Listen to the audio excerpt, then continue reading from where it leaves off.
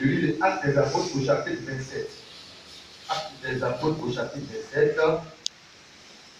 Voilà. Actes des Apôtres chapitre 27. La lecture sera facilitée aussi par nos frères. Voilà, le frère Robert va prendre le doigt. Actes des Apôtres chapitre 27, c'est debout pour lire au verset 9 jusqu'au verset 12. La parole du Seigneur, c'est comme cela que au temps de nos pères, les apôtres de notre Seigneur Jésus, les gens s'éteignaient debout pour faire la lecture de la parole. Parce que la parole est plus âgée que tout ce qui existe. Et parce que c'est la parole qui a créé toutes choses. Et parce que c'est la parole qui nous jugera. Parce qu'à la fin des temps, tu vas te tenir debout devant la parole du Seigneur.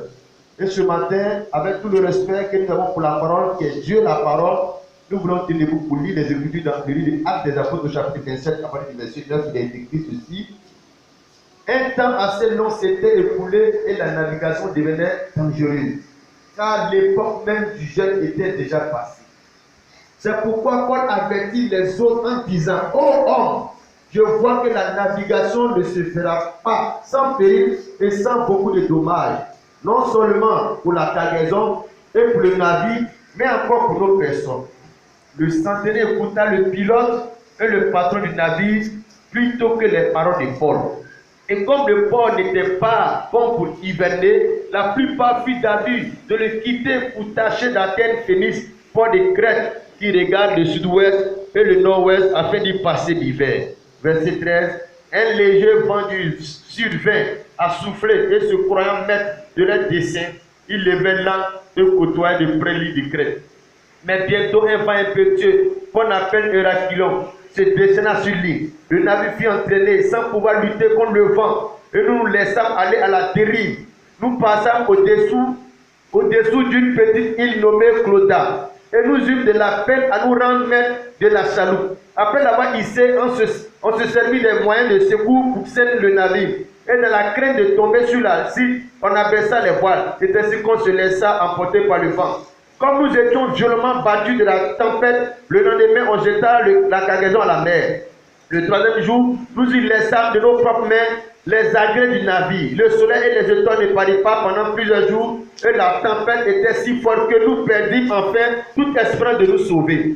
On n'avait pas mangé depuis longtemps. Alors Paul, se tenant au milieu de leur dit, ô homme, il fallait m'écouter et ne pas partir de Crète afin d'éviter ce péril et ce dommage. Maintenant, je vous exhorte à prendre courage, car aucun de vous ne périra une loi de paix que celle du navire. Un ange du Dieu à qui j'appartiens et que je sais m'est apparu cette nuit et m'a dit, Paul, ne crains point, il faut que tu comparaisses devant César. Et voici, Dieu t'a donné tout ce qui navigue avec toi. C'est pourquoi, ô homme, rassurez-vous, car j'ai cette confiance en Dieu qu'il en sera comme il m'a été dit.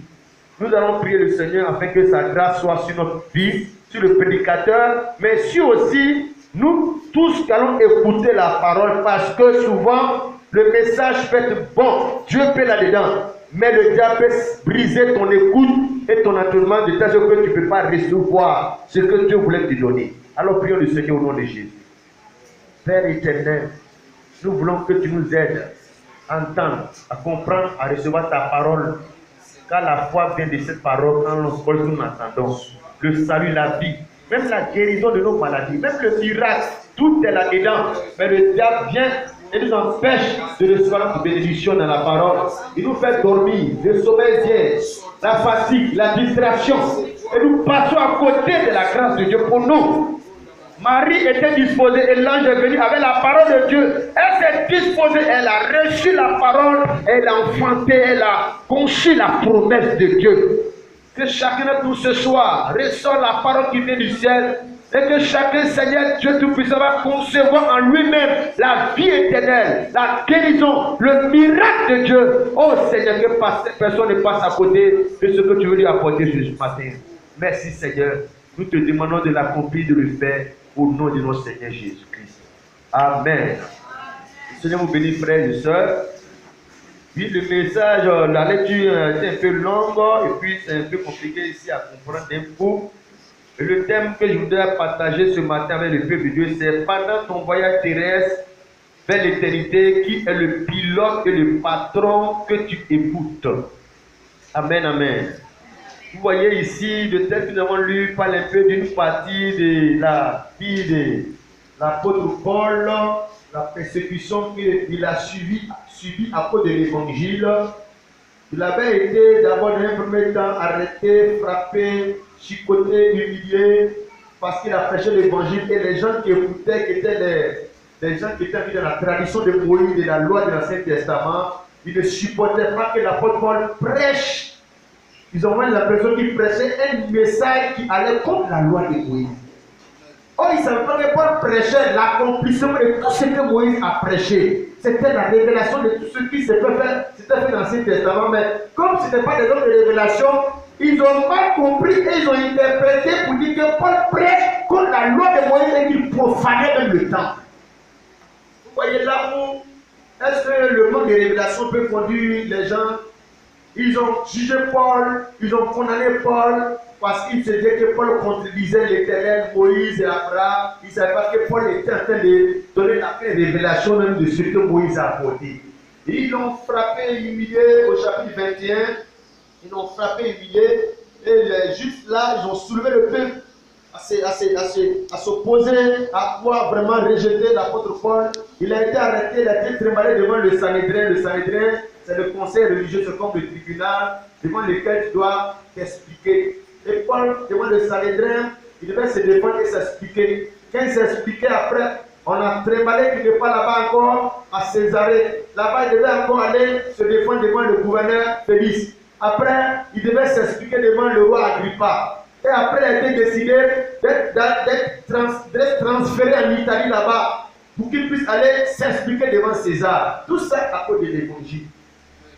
Vous voyez souvent, bien de mes frères, nous n'avons pas le droit de faire ce que nous faisons, de servir Dieu de la manière dont nous faisons, parce que nos pères, les apôtres, pour le même évangile, mais ils ont été humiliés, ils ont été torturés, crucifiés, ils ont été brûlés dans de l'huile chaude, dans le feu, tout ça à cause de leur foi dans le Seigneur.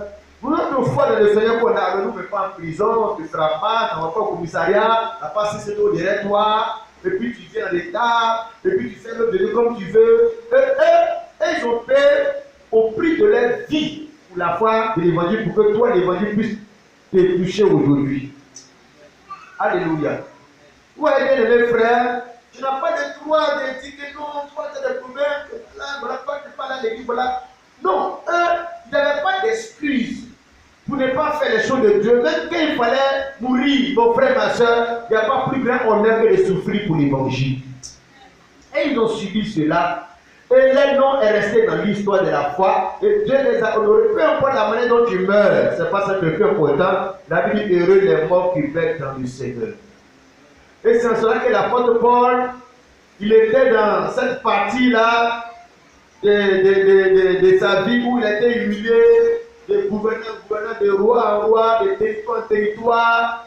Et il était arrivé à un endroit, mes frères, où on devait le transférer en Italie, sous la conduite d'un officier qu'on appelait le centenier. Donc le centenier avait la charge de le faire partir dans un bateau en Italie. Donc il était arrivé à Alexandrie. Il y avait un bateau qui était prêt et Paul était avec d'autres prisonniers. Donc il devait les transférer dans le bateau pour aller en Italie, où il devait être devant le César pour s'expliquer par rapport à son jugement. Donc, quand ils ont pris le bateau, ils sont arrivés dans notre territoire. Arrivés dans le territoire, de ce territoire, ils allaient encore dans la navigation. Mais l'apôtre Paul, qui était en même temps prisonnier, c'est vrai, prisonnier des hommes, mais ce jour-là, Paul aussi était un prophète de Dieu qui connaissait aussi la météo des temps et des saisons. Or, à l'époque, les navires, les bateaux, avant de vraiment s'engager pour aller en navigation en mer, les gens regardent la météo, voient le temps, le vent, les tempêtes. Tu vois, avant de se lancer, parce que s'il y a des violents vents, il y a des vents impétueux, en haute mer là-bas, mais vous allez périr, il n'y a pas de mythe pour n'y périr. Il y a des grands vents, il y a le vent, pour mourir. Donc, la météo est primordiale avant que le bateau se lance en plein voyage. Donc, le bateau, certainement, avec un pilote, comme le commandant le commandant, celui qui est le pilote, qui est le chauffeur, on peut dire. Au niveau du bateau, c'est le marin, le commandant de bord, le pilote. Donc celui qui va décider qu'on puisse engager le bateau pour ce voyage-là. Mais l'apôtre Paul, qui était aussi quelqu'un qui connaissait les temps et les saisons, la météo de Dieu, leur a dit non, le temps est mauvais, il ne faut pas bon comprendre.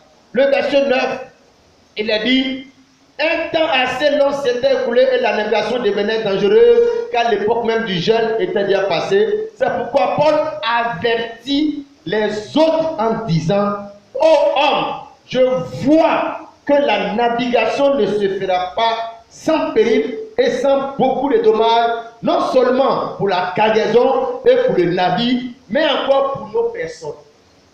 Donc Paul dit, je vois. Mais qu'est-ce qui lui a permis de voir?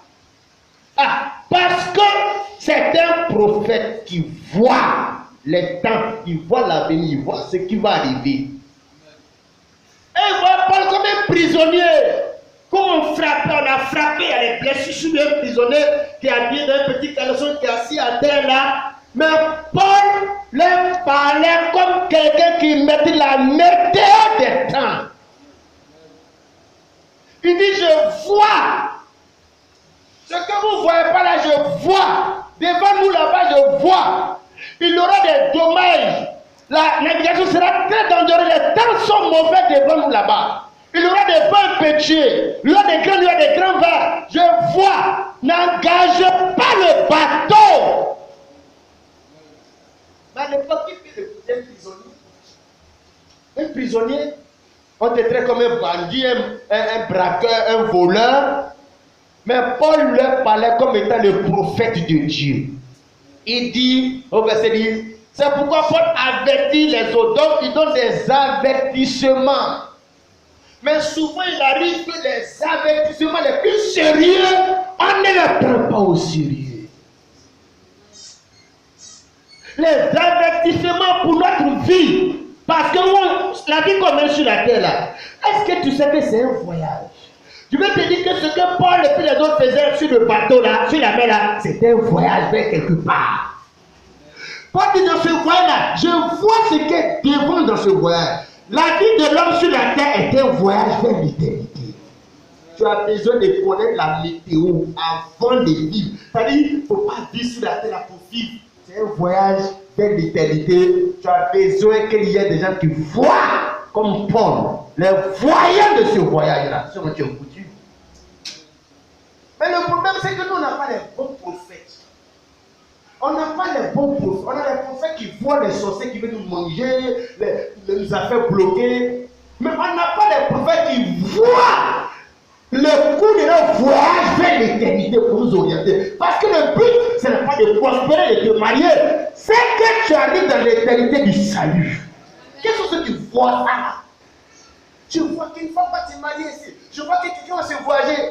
Mais est-ce qui voient le voyage vers l'éternité pour toi? Alléluia. Paul dit, il dit, ô homme, je vois que la navigation, le voyage en mer, ne se fera pas sans péril et sans beaucoup de dommages. Il voit les dommages, les catastrophes. Il dit non seulement pour la cargaison, le bateau, pour les bagages, pour les conteneurs, pour ceux qui sont les commerçants, les femmes qui ont fait les achats. Tous ces projets, vous avez fait pour gagner de l'argent là. Mais moi, ce que je vois, je vois que l'avenir va briser tout ça là. Non seulement pour la cargaison de la vie, mais encore pour nos personnes. Nos personnes, nos vies sont en danger. Oh homme, écoutez mes avertissements. Alléluia. Je te dis, c'était un voyage sur la mer. La vie sur la terre que nous menons était un voyage vers l'éternité. Il faut que ce voyage que Paul faisait avec les gens puisse nous ouvrir les yeux sur ce grand voyage vers l'éternité où il n'y a pas de retour. Dans ce j'allais, tu peux te tenir debout un peu. Viens. Vous voyez le tricot qu'elle a porté là? C'est le tricot de son oncle qui est décédé, on fait les funérailles. Son oncle qui est déçu. Son voyage est terminé. Nous, on continue le voyage. Le problème, c'est quoi, mon frère? Les gens voyagent sans s'informer d'abord de où ils vont après la mort, et puis qui va les aider, les avertir pour voir les dangers afin de réussir leur voyage. On va mourir. Il ne faut pas mourir pour mourir comme cela. Il ne faut pas voyager pour voyager. Il ne faut pas vivre pour vivre. Il faut écouter les avertissements de ceux qui voient. Les hommes de Dieu qui voient. Et quand il n'y a pas des hommes de Dieu qui voient, des papas de nos prophètes des quartiers, des villages, des camps de prière. Je parle des prophètes et des apôtres de Dieu de la Bible qui voient dans l'éternité pour toi. Mais le problème, on a plutôt les faux prophètes, les prophètes menteurs qui ont fait, quand ils ont fait, ils veulent dire bon frère, c'est-à-dire c'est eux qu'on a pris pour eux pour voir notre météo. Et la météo, c'est prospérité, bénédiction, l'argent. Mais frère, les prophètes ont ta besoin de voir, ils doivent voir au-delà de ces bénédictions matérielles. Alléluia. Je vais te montrer autrefois comment on appelait les prophètes. Allons voir cela, bien aimés frères, dans le livre de 1 Samuel chapitre 9, verset 9. Comment on appelait les prophètes autrefois? Avant, on ne les appelait pas prophètes. C'est la foi est progressive, les choses changent, voilà, les appellations changent, même le nom de Dieu, autrefois là, ça a changé. Les apôtres, aucun apôtre n'a appelé Dieu l'éternel, l'éternel, l'éternel. Mais quand tu vas dans l'Ancien Testament, ainsi parle l'éternel, l'éternel. Même Dieu là, sa révélation a été progressive. 1 Samuel 9, verset 9. Comment on appelait avant les prophètes? 1 Samuel 9, verset 9. Oui. Autrefois en Israël. Autrefois en Israël. Quand on allait consulter Dieu. Quand on allait consulter Dieu. On disait. Venez allons aux voyants. Venez allons aux voyants. Car celui qu'on appelait. Oui. Aujourd'hui le prophète. Oui. Celui qu'on appelle aujourd'hui. Car celui qu'on appelle aujourd'hui le prophète. Oui. S'appelait autrefois le voyant. Amen. Donc, ce qu'on appelle le prophète, un prophète de Dieu, un prophète. Avant ce ministère existait, mais l'appellation, on appelle ça le voyant. Celui qui voit les choses pour les hommes. Celui qui voit comme Dieu voit, pour que les hommes soient informés, voient, et soient avertis. Alléluia. On appelait ça le voyant. Et Paul, quand il était dans le bateau, il était le voyant de Dieu pour avertir les gens sur le voyage. Amen, amen. Nous, c'est qu'on avait un prophète, on ne sait pas qu'autrefois, c'est celui qui voit les choses comme Dieu voit pour nous. Tu vois, on a défini autre chose, on a redéfini des choses. Est-ce que tu sais que le vrai prophète, c'est celui qui voit déjà jusqu'à dans l'enlèvement, la grande tribulation, ce que Satan sera, le temps de feu. Le vrai prophète, c'est celui qui voit loin là-bas pour t'aider à rentrer dans l'éternité. Paul dit, oh homme, je vois. Mais comment il fait pour voir avec quel appareil? Parce que c'est un prophète qui était dans le bateau là. Heureusement qu'il y avait un prophète dans le bateau là. Amen, amen. Amen. Frère, je veux vraiment que tu écoutes attentivement parce que dans ce temps on avait, ça veut dire des prophètes. Tout le monde voit, forcer partout, faire partout, tout le. Sauf que les gens ne voient pas les vrais dangers pour ton voyage vers l'éternité. Amen, amen. L'apôtre Paul dit, oh homme, je vois que la navigation ne va pas se faire sans danger, sans péril, au point que nos personnes sont en danger. Nos bagages, le bateau en danger. La météo de Dieu, la révélation de Dieu me fait voir que le voyage dans lequel vous êtes en train d'engager les hommes et les bateaux là. Il y a danger là devant. Amen, amen.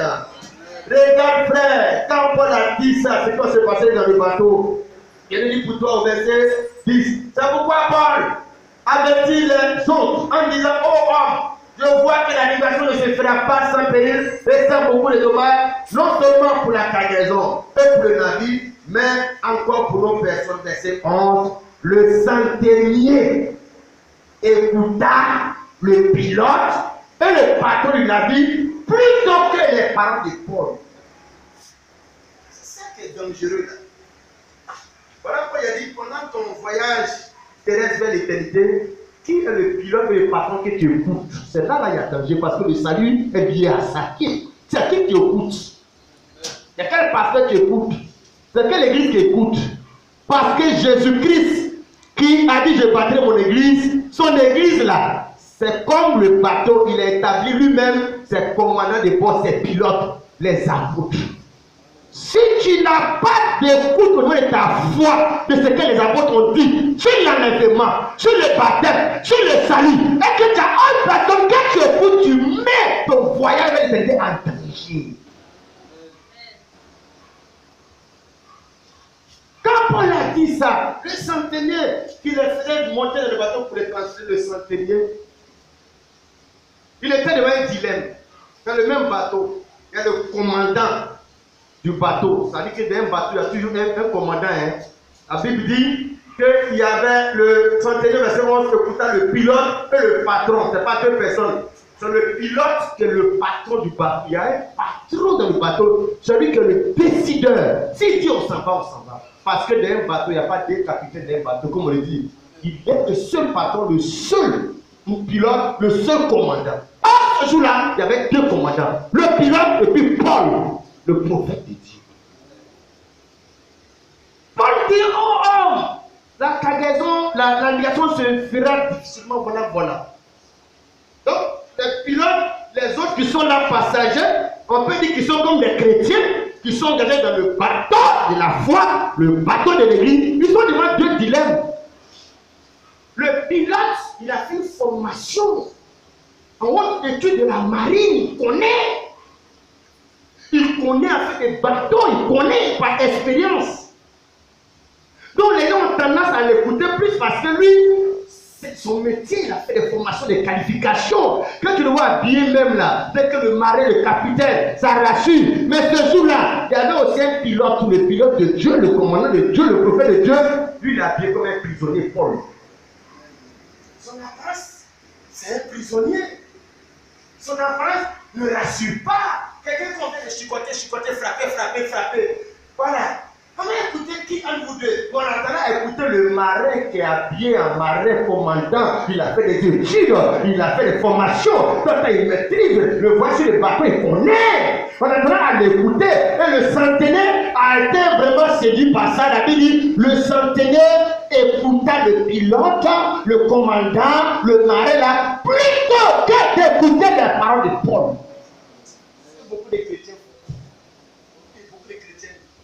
Parce qu'on a beaucoup de pasteurs sur le net, partout, dans toute l'église. Le problème c'est quoi? Il y a ce que les apôtres ont dit de la part du Seigneur qui est là. Il y a ce que beaucoup d'autres disent. Mais tu attends les voyager vers l'éternité, on ne joue pas avec l'éternité. Tu peux mettre ton argent, tu vas brouiller, travailler, aller faire servante, vigile, gardiennage, tu peux lui trouver l'argent là. Tu peux mettre ta femme, elle peut te quitter. Tu peux être meilleur qu'elle. Mais le voir vers l'éternité, là, il ne faut pas t'amuser, pas quelqu'un va te blaguer, ma soeur. Si tu te laisses blaguer, Dieu veut te rendre responsable. Sur le bateau, ce jour-là, il y avait un dilemme. Il y avait deux voies, deux commandants, deux pilotes. Paul dit, il faut qu'on va partir. L'autre pilote dit, on n'a qu'à partir. On va partir.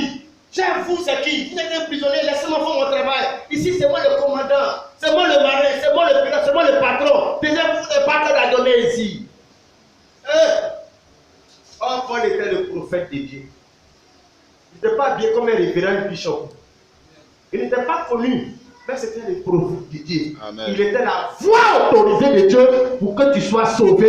Ce jour-là, il fallait écouter le prophète de Dieu et ne pas écouter les commandants qui ont fait les hautes études théologiques, maritimes, qualifications, diplômes de temps. Ça n'a aucune valeur. Il fallait écouter quelqu'un qui connaît la méthode de Dieu vers l'éternité qui veut conduire les gens. Amen. Le centenier. Dans le centenier, là, tu peux enlever, mettre ton nom. C'est toi, moi. Les églises, c'est ma assemblée de Dieu. Tous ceux que tu vois comme croyants, ils sont dans le bateau, le navire, dans le voyage vers l'éternité. Il écouta le pilote et le patron du navire plutôt que les paroles de Paul. C'est-à-dire qu'il était dans un dilemme, il devait faire un choix. La vie était un choix, la vie était un choix. Choisis d'écouter soit la bonne personne ou la mauvaise personne, mais il y a ton âme qui est en jeu. Il y a l'éternité qui est vitale. Quand le salut vient de ce que tu écoutes, La foi vient de ce qu'on entend. Pour que tu aies la foi en Jésus, ça dépend de ce que tu écoutes pour te lancer à croire. Quand il a fait ça, le pilote a choisi, le Satan a choisi le pilote, le patron, le commandant. Et Paul était là, le prisonnier, il n'a pas écouté. Paul, le serviteur de Jésus, l'apôtre de Jésus, le voyant de Jésus. Verset 11, verset 12, il dit, et comme le Paul n'était pas bon prisonnier, la plupart furent d'avis de le quitter pour tasser la terre Félix. La plupart des gens étaient d'accord qu'on parte. Étaient d'accord d'écouter le pilote, la plupart. Comme aujourd'hui, la plupart des gens ne font rien avec ce que les apôtres ont dit. La plupart écoutent les pasteurs, les pilotes, les évangélistes, les apôtres, les prophètes, les cas de prière. La plupart les écoutent. Ils oublient qu'il y a des commandants du Seigneur qui les établit dans l'église. Dieu a établi dans l'église d'abord les apôtres. Ah! Frère, il y a danger à l'horizon. La plupart des gens ont tendance à écouter les théologiens, les pasteurs qui ont fait comme pastorat théologique, qui ont les grandes églises qui sont reconnues. La plupart n'écoutent pas les vraies paroles de Dieu sur la foi, sur le salut, mais sur la vie éternelle. Alors, allez, ils sont partis. Ils ont commencé à se lancer dans les voyages. Regarde, frère, la parole de Dieu a toujours raison sur l'homme. Ce que les apôtres ont dit, on a toujours raison sur les chrétiens, sur les hommes. Ce qui est écrit, on a toujours raison sur toi. Dieu ne changera pas sa parole pour s'adapter à toi. C'est toi qui dois changer ta position pour s'adapter à la parole. Parce que ce que Dieu a dit, on a toujours raison. Alors, Paul s'est tué. Tout le monde s'engage dans la position du pilote, du commandant. Ils sont bons comme ça. Heureusement pour eux, ce n'est pas un voyage vers l'éternité. C'est un voyage d'un endroit A, un endroit B, d'une ville à une autre. Heureusement. Vous dites que toi qui es en train de voyager vers l'éternité, ne joue pas avec. Alléluia. Oui, tu es en train de voyager vers l'éternité. Lisons cela d'abord dans 1 Pierre 2, verset 11. Pour que tu saches que la vie que tu mènes chaque jour qui passe, chaque vacances qui arrive, chaque rentrée qui arrive, chaque Pâques, chaque janvier, c'est un voyage en train de faire comme ça pour aller vers l'éternité. Mais ce voyage-là, tu dois le faire avec les avertissements des commandants du navire qu'on appelle les apôtres et les prophètes du Seigneur. Et tu peux dire, tu peux lire 1 Pierre 2, verset 11. 1 Pierre chapitre 2, verset 11. Oui. Bien-aimés, je vous exhorte, oui, comme étrangers. Pierre parle ici aux hommes, il dit, je vous parle comme des gens qui ont un statut d'étrangers et voyageurs sur la terre. Ah, Paul dit je vous parle, pas parce qu'ils étaient dans un car, c'est dans des bateaux, dans des voitures. Non, ils sont assis là, ils sont arrêtés là. Le temps de dire vous là, votre statut sur la terre, vous êtes étranger, ça veut dire pas de passage. Un étranger, quelqu'un qui n'est pas chez lui. Étranger, deuxième point, un voyageur sur la terre. Donc la vie sur la terre, c'est un voyage. On est étranger, on est de passage pour aller vers l'éternité. Tu peux lire le verset maintenant. Bien-aimés, je vous exhorte, comme étrangers et voyageurs sur la terre, Oui. à vous abstenir des convoitises charnelles qui font la guerre à l'âme. C'est ça. Amen, amen. Amen. Bien-aimés frères, voilà ce que la Bible dit, que nous sommes comme ces gens-là tous sur la terre, des étrangers, et puis des voyageurs. Donc celui qui voyage, pas seulement lui qui prend une voiture pour se déplacer, le fait de vivre sur la terre, tu es en plein voyage, parce qu'au temps d'Abraham, on voyageait à pied. Nos grands-parents, anciens grands-parents, là, ils quittaient Boaké pour aller à Pigalle, ils marchaient, c'était un voyage. Nous sommes en voyage, comme Paul et les autres personnes, le centenaire, le pilote, les autres prisonniers sur le bateau étaient en voyage. Et dans ce voyage-là, ils avaient besoin d'écouter les avertissements du prophète qu'on appelle Paul. Mais dans leur voyage, ils ont préféré écouter le pilote, écouter le commandant, qui est comme les papas, les mamans, les coutumes, les traditions, les oncles, les églises, les pasteurs, plutôt que d'écouter les paroles de l'apôtre Paul, qui est en train de dire de la part du Seigneur. Ah. Les gens ont pris l'église comme amusement. Comment faire des amusements? Tu es là à l'école, quand tu as échoué, tu n'as pas de travail, tu dis même passer avec l'église, faire formation pastorale, tu dis, Mon frère, c'est une affaire d'emmener les gens vers l'éternité. La Bible dit, Paul a laissé faire. Allez, ils ont libéré les navires, ils ont détaché les cordes, ils ont plié les voiles, ils ont lancé le bateau sur la mer. Verset 13, la parole de Dieu a eu raison sur l'homme. Verset 13, un léger vent du sud fait a soufflé. Eux, se croyant maîtres de leur destin, ils levaient l'ancre et eux côtoyaient de près l'île de Crète. Donc, à l'époque, le bateau, c'est pas comme maintenant, on a besoin de moteur. Là-bas, c'est le vent. Voilà, j'en ai voir le vent. Quand le vent rentre dans les voiles, ça pousse. Donc, un léger vent est venu détacher les voiles, les tissus là. Et le vent commençait à faire partir le bateau sur la mer. Et la Bible dit, ils croyaient être maîtres de leur destin, de leur dessein. Ils croyaient être les maîtres de leur vie, de leur projet. Ils avaient oublié que c'est Dieu qui tient le destin des hommes en ses mains. Aïe, ils sont sûrs de leur bateau, ils sont sûrs de leurs moyens. Comme le monsieur qui a créé le bateau Titanic, si vous connaissez bien l'histoire. Un bateau que le monsieur a créé avec une très grande intelligence. Un bateau qui est comme presque même un quartier, un village. Il y a tout là-dedans. L'orgueil de l'homme.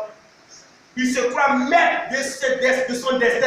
Il oublie qu'il y a un Dieu. Il y a un Dieu qui connaît la méthode des temps. Il ne connaissait pas ce qui était devant la méthode, devant que le bateau allait cogner. Comment on appelle ça même? Hein? Iceberg là, voilà. Qu'est-ce que c'était devant là-bas? Que devant chaque voyage, on a besoin de côtoyer le Seigneur, les voyants de Dieu, le prophète de Dieu, la parole de Dieu. Quand Dieu connaît ce qui est devant, ça peut mettre fin à ton voyage. Le iceberg, le bateau, allait foudroyer ça. Oh, c'était le bateau que le monsieur a créé avec orgueil. Il était tellement fier. Les hommes riches, ils étaient tellement fiers dans ce bateau. Ils ont oublié que l'homme formule beaucoup de projets, mais c'est les desseins éternels qui s'accomplissent. Amen. Frère, à partir d'aujourd'hui, il faut que maintenant tu commences à composer avec le Seigneur parce que la Bible, avec Dieu, ferons des espoirs. Avec Dieu, marche avec Dieu, se marier avec Dieu, faire des affaires avec Dieu, mets Dieu devant. Il faut écouter les avertissements du Seigneur. Si Dieu te parle, tu n'écoutes pas, Dieu te laisse. Mais ce qui va t'arriver, tu vas payer, tu vas avoir tes yeux pour regarder, tu vas dire si je savais. Paul a averti. Ils n'ont pas voulu écouter l'avertissement de Paul. Parce que quand Dieu avertit souvent, il n'avertit pas avec les gens célèbres, populaires, le président, les gens respectables. Dieu les avertissait avec les voix d'un prisonnier. Il n'a fait aucune formation en études de mer, mais qui était le prophète de Dieu pour les aider. Ils ont préféré suivre un homme qui avait une qualification de diplôme intellectuel, comme aujourd'hui. Et quand la femme veut se marier, quand tu dis à ton papa, attends-moi, lui là vraiment, il me fait marier. Autrement, il fait quoi? Il fait quoi? Il fait quoi? Mais il fait quoi? C'est pas ça qui garantit un mariage. C'est pas l'argent qui garantit un mariage, il a la voiture. C'est un frère, il est spirituel. Il peut marier une soeur. Et puis il y a notre frère aussi qui vient. Même il n'est pas bien spirituel, bien engagé. La soeur a tendance à aller vers le frère qui a voiture, qui a la maison. Frère, c'est pas ça qui garantit l'avenir et la vie. Non, c'est les valeurs, les choses de Dieu. La parole de Dieu d'un homme, c'est ça qui peut garantir. Parce que tu me maries avec une femme, avec un homme, pour que lui aussi puisse m'aider à sauver. Amen. Alléluia. Et la Bible dit, le bateau est engagé, verset 14. Mais bientôt, un vent impétueux qu'on appelle Eurakilon se déchaîna sur l'île. Le navire fut entraîné sans pouvoir lutter contre le vent. Et nous laissâmes aller à la dérive. La dérive, c'est la catastrophe, la perdition. Donc la voie qu'il avait prise, c'est écouter les avertissements du prophète de Dieu, de l'apôtre Paul, c'est la voie de la dérive. La vie chrétienne, la mener, c'est écouter ce que les apôtres ont dit sur le Seigneur Jésus. C'est la foi, habillement, c'est pas le chemin de la dérive. Même si tu fais ce que ton pasteur, le pilote de ton église a dit, pour Paul là, si tu as laissé, c'est la voie de la dérive. Alléluia. Amen. Hey, le bateau a commencé à prendre une direction, aller à la dérive. Paul dit, verset 16, nous passâmes au-dessous d'une petite île nommée Clauda, et nous eûmes de la peine à nous rendre, mais de la chaloupe, après l'avoir hissé, on s'est servi des moyens de secours pour seiner le navire, et de la crainte de tomber sur la cible, on a baissé les voiles, c'est-à-dire qu'on se laissait emporter par le vent. Comme nous étions violemment battus de la tempête, le lendemain, on jeta la cargaison à la mer. Tu vois, frère, quelle dérive! Ils ont commencé à prendre une voie dangereuse, le vent impétueux, les bagages de paille, l'argent, l'or pour leur commerce. Ils étaient obligés de jeter ça dans la mer pour pouvoir sauver la situation. Quand un homme ne veut pas écouter la parole de Dieu, il va tout perdre, y compris sa propre vie. La Bible dit, au verset 19, et le troisième jour, nous eûmes l'ensemble de nos propres mains, les agrès du navire. Le soleil et les étoiles ne parurent pas pendant plusieurs jours. Et la tempête était si forte que nous perdîmes enfin tout espoir de nous sauver. On a perdu tout espoir d'être sauvé, de vivre. On a perdu cela. Le fait de ne pas écouter la parole de Dieu que le Seigneur a donné aux apôtres d'enseigner, c'est chercher à perdre tout espoir d'être sauvé. C'est-à-dire, le salut est dans la voie que les apôtres ont dit. Refuser d'écouter cela, c'est manquer ce salut-là. C'est perdre sa vie. C'est aller à la dérive, à la perdition. Quel que soit le pilote, quel que soit le commandant, quelle que soit sa célébrité, le pasteur, ton papa, les conseils, la tradition, quand on t'a donné des chiffres, tu t'en vas à la dérive. Amen, amen. Oh frère, ce jour-là, c'est tellement, il disait comme ici encore bon, si il savait, si on savait, on allait écouter ce que Paul a dit, si on savait, mais ils étaient bien engagés. Et au moins ils étaient en voyage sur la mer. Mais si toi tu ne fais pas attention, ton si il savait, tu vas dire quand tu seras dans le feu, si il savait. Comme riche et Lazare, quand ils sont morts, est-ce que tu sais, son comportement, son langage, on sentait que c'était le si je savais. Parce qu'il disait qu'Abraham, quand envoyait des gens pour parler à ses frères, tout ça là, ça veut dire que si il savait. Parce que Lazare qui était couché au devant de sa porte avec les plaies, c'était le prophète, le message de Dieu. Parce que comme il a les plaies, comme les pauvres, il ne ressent pas quelque chose qu'on a écouté. Donc il n'a pas su que le salut dormait devant sa porte. L'évangile, la vie éternelle, quelqu'un par qui il pourrait sauver. Quelqu'un avec qui il pourrait être camarade pour avoir la vie éternelle était couché devant lui. Mais il a préféré être camarade avec les milliardaires, les boss de Côte d'Ivoire, avec les grands artistes du monde parce qu'ils ont l'argent. Il a oublié que le salut de Dieu, même quand Jésus devait venir comme le sauveur, il est venu comme un petit enfant né dans une crèche. Parce que le salut, ça ne vient pas comme les gens pensent de façon glorieuse et tapageuse. C'est quand ils sont morts, il a vu que, si il savait Lazare là, vraiment, j'allais l'écouter, mais m'asseoir à terre, il allait m'enseigner pour que je sois sauvé, si il savait. Quand la navigation commençait à devenir dangereuse, que les gens jetaient les bagages, ils ont commencé à dire, si on savait, on n'avait pas écouté le pilote, on allait écouter le prophète. Si il savait. Regarde la suite. La Bible dit, verset 21. On n'avait pas mangé depuis longtemps. Alors Paul, se tenant au milieu d'eux, leur dit, oh homme, il fallait m'écouter et ne pas partir de Crète afin d'éviter ce péril et ce dommage. Il fallait m'écouter. Il fallait écouter que Paul dit, je ne peux pas la femme d'enseigner. Il fallait écouter ça. Il fallait écouter le prophète de Dieu, Paul, qui dit que la femme doit s'habiller décemment. Parce que tu ne peux pas écouter pourquoi? Parce qu'il y a des pasteurs qui sont des pilotes et ils disent que non, on peut le faire.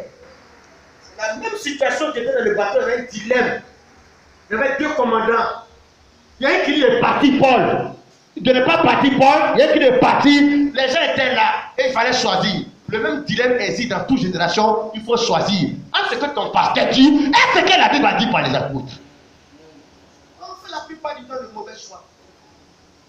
Parce que les églises où on se maquille pas, où on vit dans cette façon, on se débrouille, mais ce n'est pas des grandes églises, c'est des églises souvent connues. Les pasteurs là, est-ce qu'on les connaît? Est-ce qu'ils ont l'argent? Est-ce qu'ils ont une voiture? Donc on a tendance à juger comme le centenier, il a préféré écouter le pilote là, plus que d'écouter l'apôtre Paul qui ne ressemblait à rien. Mais ils ont oublié que Paul avait les paroles de la vie éternelle. Amen.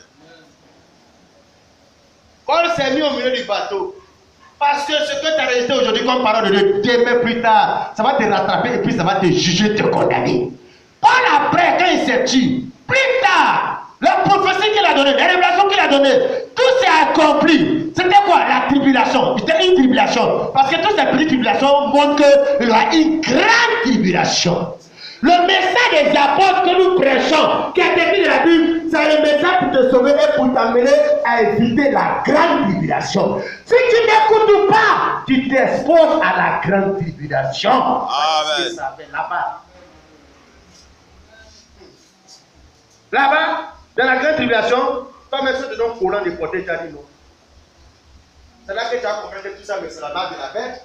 Tu as compris que tout, la marque de la bête, au sein de la grande tribulation, ça sera plus physique, mais actuellement ça existe encore parce que c'est l'esprit de la mondanité dans les musiques, dans les habillements, les gens se font marquer sans savoir. Et le Seigneur te donne des avertissements pour que mon frère, maintenant même, tu ne t'engages pas dans ces choses-là parce que tout a pas ici et savait. Paul s'est mis au milieu du bateau. Et puis il dit, oh homme, il fallait m'écouter. Ça dit, depuis le commencement jusqu'à la fin de la foi, les apôtres au commencement à la fin, les apôtres au commencement, parce que les paroles, c'est les paroles de Jésus-Christ. Oh homme, il fallait m'écouter. Elle n'est pas partie de Crète afin d'éviter ce vrai, c'est dommage.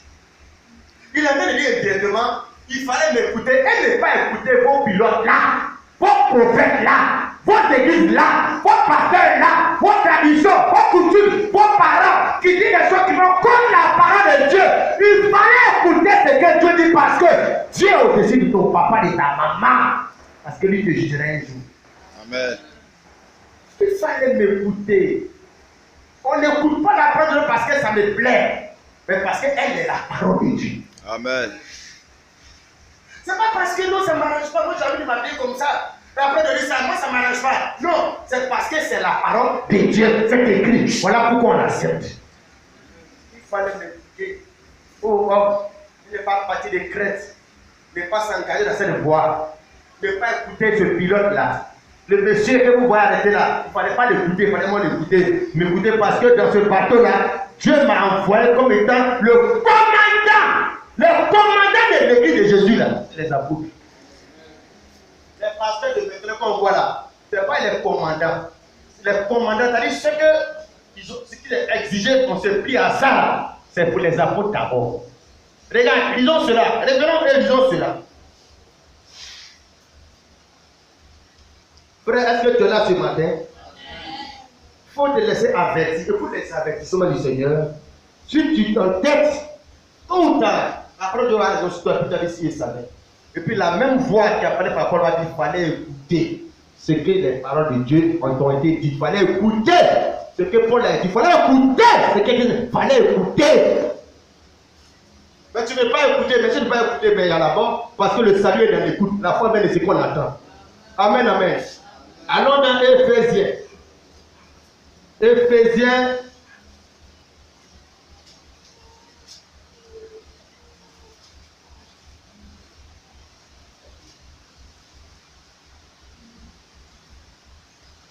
Donc, on va aller d'abord Corinthiens, voilà.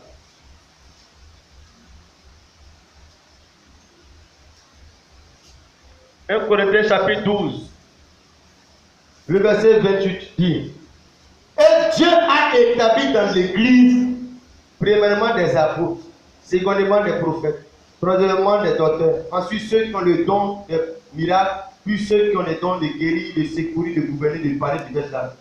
Tous sont-ils apôtres, tous sont-ils prophètes, tous sont-ils docteurs, tous sont-ils donnent cette vie. Dans l'Ancien Testament, les commandants les pilotes que Dieu a établis dans le commandement de la foi, c'était les prophètes. Dans le Nouveau Testament, dans le navire qu'on appelle l'Église, que Jésus a dit, je baptise à Matthieu 16 là, les commandants là, ce n'est pas d'abord les prophètes, c'est les apôtres d'abord. Quand Dieu a établi dans l'Église, premièrement des apôtres, secondement des prophètes. Comment comprendre que les gens mettent les prophètes, les visions, les révélations au-dessus de ce que les apôtres ont dit? On est armé, tout est hiérarchisé, organisé. Dieu a établi premièrement les apôtres de Jésus-Christ. Il a établi les apôtres, les prophètes, les évangélistes, et puis après la Bible dit les derniers, c'est plus ceux qu'on les dons. Donc de guérir, divers de parler, divers de là. Donc les dons spirituels viennent d'abord en dernier. C'est-à-dire, tu ne peux pas prendre les dons spirituels pour contredire ce que les apôtres ont dit. Ça que moi je dis, mais ça ne va pas sur toi. Les apôtres d'abord, les prophètes, les évangélistes, les docteurs. Puis après vient les trucs les dons de parler en langue prophétique. En gros aujourd'hui, c'est les dons on en a pris et puis on a laissé les apôtres de côté parce qu'on a pris comprendre que les dons spirituels sont plus grands que les ministères des apôtres. C'est la dérive. C'est l'égarement total. Tout tard, tu vas dire si et ça. Voilà comment les choses sont organisées au temps des apôtres, frères. Regarde ce que l'apôtre Paul dit. Je suis en train de dire maintenant les quotations apostoliques pour montrer la valeur de leur parole, de leur enseignement dans le dispositif que Dieu a mis concernant la foi chrétienne. Galates. Si tu joues avec ce qui est écrit que les apôtres ont dit, parce que les pasteurs nous amènent à ne pas considérer, c'est-à-dire le prophète, celui qui te donne les révélations sur ta vie, celui qui te donne les révélateurs des sorciers sur ta famille. Donc après, ils ont fini par devenir les pilotes des gens. Et non, frère, Galates. Galates, le chapitre 1. Galates chapitre 1, lisons le verset 6. Paul dit ceci. Je m'étonne que vous détournez si promptement de celui qui vous a appelé par la grâce de Christ pour passer à notre évangile. Non pas qu'il y ait notre évangile, mais il y a des gens qui vous troublent et qui veulent renverser les mains de Christ. Donc au temps des apôtres, il y avait plusieurs commandements qui ont commencé à se signaler, plusieurs prophètes, plusieurs pilotes, plusieurs hommes de Dieu qui disaient des choses contradictoires. Donc depuis toujours que l'église est née, on est dans ce dilemme-là. Comme le centenier, il est devant Paul et devant le pilote. Qui écoutait? Le problème c'est quoi mon frère? Ça a été, mais il faut écouter la bonne personne qui a la parole du Seigneur, le Dieu du Seigneur, qui est le voyant, le vrai prophète de Dieu. Verset 8, Paul dit, mais quand nous-mêmes, quand un ange du ciel annoncerait que notre évangile, que celui que nous avons à prêcher, qu'il soit anathème. Nous l'avons dit précédemment, et je le répète. Pourquoi il répète? Parce que c'est sérieux. Pourquoi il répète? Parce qu'il faut que ça soit marqué dans le logiciel de la conscience des gens. Bien qu'on va avoir des pasteurs, des hommes de Dieu pour nous encadrer de la foi chrétienne, mais ce que les apôtres ont dit là, ça c'est la constitution d'abord, puis après viennent les autres lois. Nous l'avons dit précédemment, verset 9, et je le répète à cette heure, si quelqu'un vous annonce un autre évangile que ce que nous avons reçu, il soit anathème. Il a dit d'abord un ange, si un ange même tient, ça veut dire pilote de Dieu là. C'est pas dit quand je dormais, il y a un ange qui est venu me parler. C'est pas parce que tu dis ange, t'as parlé que c'est au-dessus de ce que les Paul ont dit. Paul dit, si un ange vient pour dire quelque chose qui est contraire à ce qu'il a dit, l'ange là est maudit. Dieu n'est pas maudit l'ange là. Parce que l'apôtre Paul, sa parole a la valeur au-dessus de ce que l'ange peut venir changer. Ça ne nous dit rien. Mais tu t'en vas à la dérive. Frère, regarde, avec quelle parole, quel message Dieu va te juger. Dieu va juger les croyants. Dieu va juger l'église. Romains le chapitre 2. Romains chapitre 2. Le verset 16. Nous prêchons Jésus-Christ avec le langage apostolique, la voix des apôtres, le baptême, la repentance, le Saint-Esprit, le parler en langue. Nous prêchons ça avec ce que les apôtres ont présenté.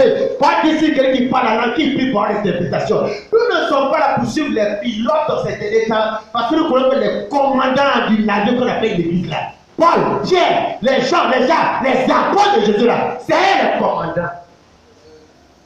Ça dépend de quel bateau tu es monté pour aller dans l'éternité. Romains chapitre 2, verset 16, Paul dit ceci. C'est ce qui paraîtra au futur, au jour où selon mon évangile, Dieu jugera par Jésus-Christ les actions secrètes des hommes. Paul est en train de parler quelque chose de l'éternité. Il voit loin dans l'éternité. Il dit dans l'éternité les jugements là. Comment ça se fait? Il dit c'est ce qui paraîtra au futur, au jour où Dieu jugera selon mon évangile. Il ne dit pas selon l'évangile. Selon moi, pour non possessif, mon évangile. C'est la façon dont moi j'ai prêché l'évangile là. C'est ça que Dieu va prendre pour juger tous les églises des pasteurs. Les pasteurs. Les femmes qui veulent s'habiller comme un vieux là. Les femmes qui s'habillent en Jézabel là. Dieu va juger selon moi mon évangile. Pourquoi? Parce que c'est le commandant du navire qu'on appelle l'église. Pour Dieu jugera selon mon évangile. les actions secrètes des hommes. Dieu va juger les gens du message selon ce que Paul a prêché, parce que le prophète du temps de la fin, frère Branham est venu pour nous ramener à ce que Paul a prêché. Pourquoi? Parce que c'est le commandant du navire. Comme l'église s'est détournée du commandant du navire, alors Dieu a envoyé notre prophète pour ramener l'écoute des gens vers ce que Paul a dit. Allons voir le jugement d'Apocalypse. Ma soeur, mon frère, un jour tu m'as dit, si je savais, l'Esprit de Dieu m'a dit, fallait écouter les paroles de Paul, les paroles qu'on écrit dans la Bible, les paroles que le pasteur Kwame te prêchait, en te ramenant ce que les Paul ont dit, fallait écouter. Mais on n'écoute pas les bonnes personnes, on écoute les mauvaises personnes, on n'écoute pas les bons prophètes. Apocalypse, chapitre 20, jugement dernier. Si on dit jugement dernier, c'est qu'il y a des jugements antérieurs. Jugement dernier, Apocalypse chapitre 20, verset 11. N'oublie pas, Romains 2,16, Paul dit, ce qui paraîtra. Donc, Paul parle de Apocalypse chapitre 20, où Dieu jugera selon moi mon évangile. Dieu ne va pas juger un chrétien selon l'évangile que les catholiques, l'Assemblée de Dieu, c'est ma prêche. Dieu va juger tout le monde selon ce que Paul a prêché. Apocalypse chapitre 20, verset 11, jugement dernier. Il faut écouter ce que les apôtres disent sur le baptême du Saint-Esprit, sur la foi, sur l'adoration, sur le baptême d'eau, sur les dauphins, sur le mariage, sur comme l'impudicité, la démon. Il faut écouter ça. Parce que c'est la parole des voyants, des prophètes de Dieu. Amen. Apocalypse chapitre 20, verset 11, il dit, puis j'ai vu un grand trône blanc, ce que Paul a dit, vu dans Romains 12, 16, il a dit là. Et celui qui était assis dessus, la terre et le ciel s'enfuit devant sa face. Et il ne fut plus trouvé de place dépouillé. Et je vis les morts, les grands, tous nos parents morts. L'homme de Janice va se réveiller là. Ma maman qui est décédée, le frère de Gérard, tous les morts, Arafat, Didier, Ahmed Bakako, Kon, Koulibaly, Fou, tout le monde va venir là. Tu ne vas pas dire quelqu'un sur la question des baoulés, des boulots. Donc, comme nos parents baoulés disent, c'est pour ça qu'on fait, donc on doit percer aux oreilles des femmes. Après, le savant est fait, ta maman ne sera pas là. On va te mettre devant le tribunal écrit. Et quels sont les gens qui vont s'asseoir comme les juges? Regarde, quand on va au tribunal là, il y a le juge. Et puis, il y a à côté, il y a d'autres qui sont des juges. C'est-à-dire, le grand juge et le petit juge. Les apôtres sont aussi des juges aux côtés du grand juge, le Seigneur Jésus. Que Dieu jugera selon mon évangile. C'est-à-dire qu'ils font partie du conseil. Auquel les bishops qu'on voit qui font plus là. Il n'y a pas un qui va siéger dans ce conseil. Verset 12. Et je vis les morts, les grands et les petits, qui se tenaient devant le trône. Des livres furent ouverts, des livres au pluriel furent ouverts. Et un autre livre fut ouvert, celui qui est le livre de vie. Il y a deux catégories de livres. Il y a le livre de vie, dans lequel se trouve le nom des gens qui sont élus et prédestinés, lui de vie de l'agneau. Et puis il y a des livres au pluriel qui sont écrits. Quels sont ces livres-là? Et les morts furent jugés selon les œuvres d'après ce qui a été écrit dans ces livres, pas dans le livre, ces livres. Quels sont ces livres? Mais ces livres ont été écrits dans la Bible par les prophètes de l'Ancien Testament, les apôtres de Jésus, d'après ce qui est écrit dans ces livres. Alors Paul a dit, Dieu jugera les hommes selon mon évangile. Alors aujourd'hui, si tu veux être sauvé, tu peux prendre la vérité. Ces livres-là sont à disposition, ce que les apôtres ont écrit, ce que les prophètes de Dieu ont écrit, qui sont là. Tu peux te juger toi-même et te repentir pour être sauvé. Maintenant, au lieu de laisser Dieu te juger, mais toi-même tu peux te juger devant ce miroir-là. Quand quelqu'un s'habille, se met devant le miroir, il faut mettre devant le miroir, c'est pour juger sa façon dont elle a habillé, et le miroir montre que tes cheveux ne sont pas bien peignés. C'est un jugement de toi-même. La parole de Dieu est un miroir. Quand tu entends la parole de Dieu, puis tu vois que la parole de Dieu t'inteste, il faut rendre gloire à Dieu parce que Dieu te donne l'occasion de juger. Et malheureusement, il dit, on parle de moi. Dans l'église, on parle des gens, on parle de moi. Ça veut dire que tu manques l'occasion devant le miroir de corriger ce qui ne va pas. Amen. Et on va dans les églises où là-bas, la parole de Dieu n'est pas un miroir. Où on te laisse vivre comme tu fais dans le péché, les démons, le monde, l'esprit méchant, et te posséder pour te salir, te souiller, et tu vas manquer de gloire en les démons. Alléluia. Amen. Frère, l'apôtre Paul s'est mis devant les gens. Ça veut dire, au commencement du voyage, Paul était là, il a averti. Ils ont négligé. À la fin, il s'est arrêté dans le milieu du bateau. Homme frère, oh homme, il fallait l'écouter. Ça veut dire, au commencement de l'église, les apôtres qui sont les pères de l'église ont commencé à prêcher la foi, les lettres à toutes les églises. L'église est tombée dans la perdition, dans la rétrograde, avec les dénominations, les gens créent les églises. Jésus a une seule église, mais les pilotes, les gens, l'église. À la fin de tout ça là, c'est le message, la voix des apôtres qui va compter encore.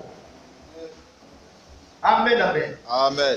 Oh, homme, il fallait m'écouter et ne pas partir de Crète. Il ne fallait pas écouter le pilote qui est là, qui a fait une formation de la mer. Il ne fallait pas l'écouter. Il fallait écouter le prophète de Dieu qu'on appelle Paul. Si tu ne connais l'enlèvement, si tu es allé dans l'enlèvement, Jésus devait mettre pour l'enlèvement, mais qui tu l'as écouté? Tu l'as écouté le commandant, le pilote qui a enseigné sur l'enlèvement, qui s'appelle Paul. Si tu vas voir le Saint-Esprit, le baptême du Saint-Esprit, les dons spirituels parler en langue, mais qui tu l'as écouté? Mais le pilote qui a enseigné sur les dons spirituels, s'il a fait des dons spirituels dans l'église, mais c'est Paul. Mais le moment où nos dons spirituels, on s'est fait là, on a mis le vrai commandant à côté qui enseignait ça, et puis c'est les pilotes, les faux pilotes là, c'est eux là, nous mettons un mouvement de onction fire. Oh frère, si on réveille les Paul, puis on les mettait au lieu dans l'église, on dit ce qu'il faut là, c'est pas simplement, on appelle ça du désordre. Quand la Bible dit l'Esprit de Dieu est soumis au prophète, quand l'Esprit de Dieu fait sortir sur toi, c'est pas comme tu as un combien tu peux te contrôler, non, l'Esprit de Dieu est soumis au prophète. Amen, amen. Frère, voilà ce que la Bible dit. Lisons encore 1 Corinthiens chapitre 14. Un autre élément. Pour que tu comprennes les Écritures. Pour te montrer la fallait apporter des paroles des apôtres. Cette vallée-là a disparu dans la marche. La vallée des Écritures. La vallée que les Paul ont dit. Le pasteur, les paroles a plus de vallée de poids sur ce que les apôtres ont dit. 1 Corinthiens 14, Paul dit ceci au verset 32. Les esprits des prophètes sont soumis aux prophètes. Car Dieu n'est pas un Dieu de désordre, mais de paix. Dieu n'est pas désordonné, il n'est pas ouïa-ouïa. Malheureusement, les églises évangéliques pentecôtistes sont des églises désordonnées même. Cet esprit désordonné, fonction désordonnée. Qui a dit? Le vrai esprit, Dieu même qui est Dieu d'or. Quand tu vas à la plage, quand tu regardes les couleurs, tu vois que Dieu là c'est Dieu d'or. Et quand ce Dieu là vient habiter en toi, ta vie n'est pas ouïa-ouïa. Tu ne t'habilles pas désordre. Son fonction là c'est pas désordre. Tu n'es pas quelqu'un de désordonné. L'esprit de Dieu vient mettre ta vie en ordre. Amen. Mon disciple dit quelqu'un est discipliné. Amen. C'est juste. Amen, amen. Il dit, car Dieu n'a pas de désordre, mais de paix. Comme dans toutes les églises des saints, virgule, que les femmes se taisent dans les assemblées. Qu'elles ne leur pas permis d'y parler, mais qu'elles soient soumises selon ce que le dit aussi la loi. Pourquoi Paul parle ici? Il parle comme un ordre, c'est le commandant du bateau qu'on appelle l'église.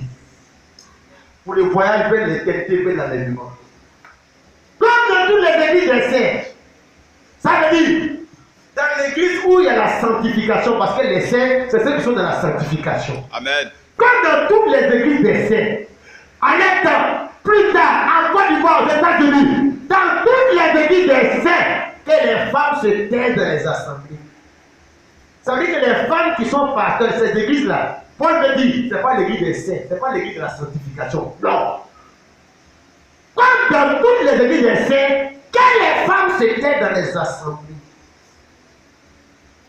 On dit l'église des saints, l'église où il y a le Saint-Esprit, parce que l'église des saints ne peut être sainte parce que le Saint-Esprit est là. Amen. Saint-Esprit, ouïa-ouïa, désordre. Pas des pasteurs ici, pendant que les commandants ont reçu le Père Saint-Esprit, la vraie onction, la pleine onction, ils ont donné l'ordre en tant qu'il n'y a pas de capitaine dans un bateau. Et les gens sont en train de voyager, d'écouter les pilotes, les panteurs pilotes, qui sont en train de t'avoir en enfer. Tu prophétises, attends en enfer. Tu parles en enfer. Tu prospères, tu te maries, en enfer. Parce que ce que les apôtres ont dit, c'est pas pour leur faire plaisir. C'est pas pour que ça soit écrit de la vie, ça est là. C'est parce que c'est la voie pour que tu arrives à la destination du voyage. Amen. Comme dans toutes les églises des saints, dans l'église des saints, l'église où les gens sont sanctifiés, où les gens sont spirituels, où l'Esprit de Dieu est là, les femmes là on les place. Elles ne partagent pas la chair pour être des prédicatrices, des prophétesses pour enseigner. Non, elles sont des prophétesses dans la Bible et dit, c'est que les gens de prophétie. Tu as bien remarqué, autrefois les prophètes on les appelait voyants. Avant de la Bible là, ce qu'on appelait prophétesse, c'est ceux qui exerçaient les dons des visions des songes. Maintenant, cette appellation a été déformée par le diable. Il a donné au mot prophétesse des femmes que le ministère comme prophète, comme féminin des prophètes. Non, il y a vraiment féminin des prophètes. C'est un féminin de prophète. Quel est le féminin des docteurs, évangélistes, pasteurs? Pourquoi on ne dit pas pasteuse? Parce qu'il n'y a pas son féminin. Docteur, pourquoi on ne dit pas son féminin docteuse? Parce qu'il n'y a pas son féminin. Mais les gens ont créé, ils ont cru que le mot prophétesse dans la Bible, ça veut dire le féminin de celui qui est prophète, ministère là, parce que ce n'est pas vrai. Comme dans toutes les églises des saints, que les femmes se taisent dans les assemblées, car il n'est pas permis d'y parler, mais qu'elles soient soumises selon ce que dit aussi la loi. C'est la loi qui dit, la loi depuis l'Ancien Testament, qui n'a pas permis qu'une femme soit sacrificateur, dans le tabernacle. Cette même loi, le Nouveau Testament, parle par la voix de Paul pour dire, la même loi en vigueur dit, les femmes doivent être dans les places, elles sont des serviteurs. Il dit au verset 36, si elles veulent s'instruire sur quelque chose, qu'elles interrogent leur mari à la maison quand il est malséant à une femme de parler dans l'église. Il ne parle pas de parler, comme chanter, comme un témoignage, comme prophétiser. Parce que c'est pas même qu'une femme qui prophétise, la tête, on va aller dans son chef, il parle d'exercer le ministère de la parole. On dit c'est malséant, c'est pas agréable, c'est pas joli, ce n'est pas ta place. Est-ce que chez vous que la parole de Dieu est sortie? Ou est-ce qu'à vous seul qu'elle n'est pas venue? Est-ce que c'est de chez vous la parole de Dieu est sortie? Est-ce que savez-vous que la parole de Dieu a commencé? Est-ce que c'est chez vous l'église a commencé? Le Saint-Esprit a commencé? Les dons spirituels a commencé? On dit non, dans les derniers temps, Dieu dit il va répondre monsieur tout cher. Le dernier temps a commencé où? Avec les apôtres à la Pentecôte. Amen. Est-ce que tu as pris l'onction que les apôtres Paul dit? Je parle en langue plus que vous tous. Parlez en langue là. Le commandant le connaissait, c'est Paul. Le verset 37 dit, si quelqu'un croit être prophète ou inspiré, il reconnaisse que ce que je vous écris est un commandement. Ça veut dire ce que je vous écris, on ne discute pas, on se soumet. Parce qu'un commandement, on ne discute pas. Il dit ce que je vous écris est un commandement du Seigneur. Parce que c'est le pilote du bateau. Tu n'écoutes pas ça, tu es perdu. Tu n'écoutes pas ça, ta vie va aller à la dérive. Tu n'écoutes pas ce que les apôtres ont dit, les Paul ont dit, ma soeur, parce que ce qu'on voit à la télé, les pasteurs sont à la télé, les sont meilleurs. Quelle presse, ça donne l'impression au ciel qu'une femme est pasteur. La preuve, c'est que la femme est pasteur. Non, on ne montre pas une femme à la télé pour justifier. On montre dans les Écritures. Ce qui est écrit, il est écrit. On dit pas non, on voit ça. Non, on dit il est écrit. Quand Satan vient tenter Jésus, Jésus a dit, d'abord on voit Jésus avec mon frère. Il dit, il est écrit, il est aussi écrit. Parce que ce n'est pas écrit, on ne fait pas, parce que Dieu te conduit par ce qui est écrit. Amen. Ma chère, mon frère, Dieu veut que tu sois sauvé, mais sauvé de quelle manière? Tu ne peux pas être sauvé en dehors des Écritures. Tu ne peux pas être sauvé en dehors de ce que Paul a dit. Ce que les apôtres ont dit là, c'est déjà que c'est tout le salut. Le salut là, c'est pas seulement croire que Dieu est mort pour tes péchés. Le diable croit ça. Le diable croit qu'il y a un Dieu. Les musulmans croient ça. Il y a beaucoup de gens qui croient ça. Le salut là, ça c'est tout dans les faits. Non seulement de croire que Jésus est mort à la croix, comme ce que les apôtres ont prêché, mais de croire tout ce que les apôtres ont prêché autour de la mort de Jésus-Christ. 1 Corinthiens chapitre 15, verset 1. Regarde, écoutez encore le pilote, le patron du bateau, le commandant, tu vois, du bateau de la foi. Regarde ce qu'il dit au verset 15. On dit, je vous rappelle, frère, l'évangile que je vous ai annoncé, que vous avez reçu, dans lequel vous avez persévéré, et par lequel vous êtes sauvés. Il ne parle pas de la mort de Jésus qui vous sauve. Croire que Jésus est le Fils de Dieu sauve. Il dit aux Corinthiens que l'évangile par lequel vous êtes sauvés, c'est ce que je vous ai annoncé, ce que vous avez reçu, 2, dans lequel vous avez persévéré, et par lequel vous êtes sauvés. En dehors de ce que les apôtres ont prêché là, il n'y a pas de salut. Je crois en Jésus, je crois en Jésus, je crois en Jésus. La preuve que tu croit en Jésus, c'est que Jésus a donné l'ordre aux apôtres d'écrire les lettres, les épîtres, pour indiquer aux gens comment on devait être chrétien, comment on peut plaire à Dieu et vivre à la gloire du Seigneur. Paul dit aux Corinthiens, je vous rappelle, c'est un rappel, frère, l'évangile que je vous ai annoncé, 1, que vous avez reçu, 2, dans lequel vous avez persévéré, 3, et par lequel vous êtes sauvés. Il ajoute maintenant, si vous le retenez tel que je vous l'ai annoncé, autrement, vous aurez cru en vain. C'est-à-dire, si vous ne croyez pas, vous ne recevez pas l'évangile comme je vous l'ai annoncé, vous avez cru en vain. C'est-à-dire, ce que vous croyez là, ça ne peut pas vous sauver, ça ne va pas quelque part. Voilà le salut, voilà la vie éternelle.